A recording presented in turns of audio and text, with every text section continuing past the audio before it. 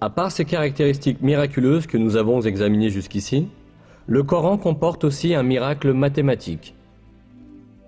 On en trouve un exemple dans le nombre des répétitions de mots dans le Coran. On s'aperçoit que certains mots apparentés sont répétés le même nombre de fois. Voici quelques exemples de ces mots et le nombre de leurs répétitions dans le Coran. Le mot jour est répété 365 fois au singulier, tandis que jour, au duel ou au pluriel, revient 30 fois.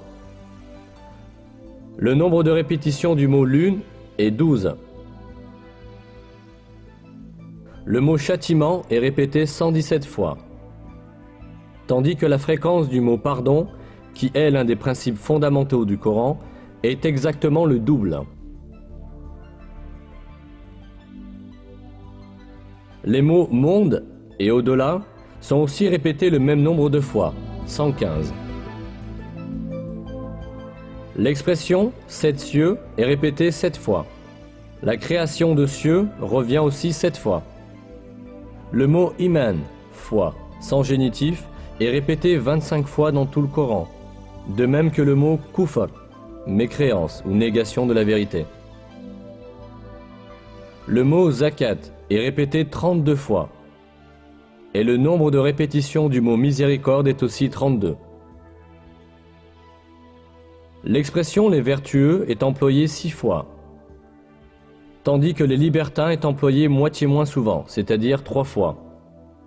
Être humain est employé 65 fois, et on obtient le même nombre en additionnant le nombre de fois où sont mentionnés les stades de la création de l'homme.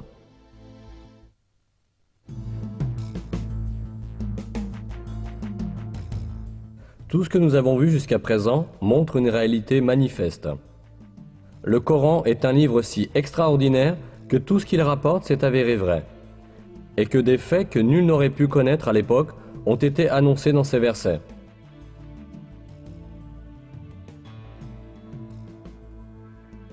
C'est assurément la preuve certaine que le Coran n'est pas une parole humaine. Le Coran est la parole de Dieu, l'auteur de toutes choses, le Tout-Puissant dont le savoir s'étend à toutes choses.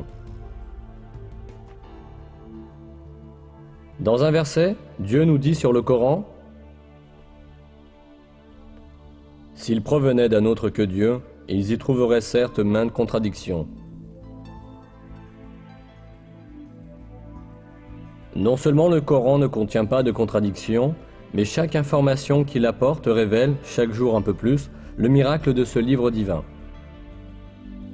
Il appartient à l'homme de s'attacher fermement à ce livre divin révélé par Dieu, et d'en faire son seul et unique guide. Dans l'un des versets, Dieu nous lance cet appel. « Ceci est un livre béni que nous avons fait descendre. Suivez-le donc, et soyez pieux, ainsi peut-être vous sera-t-il fait miséricorde. »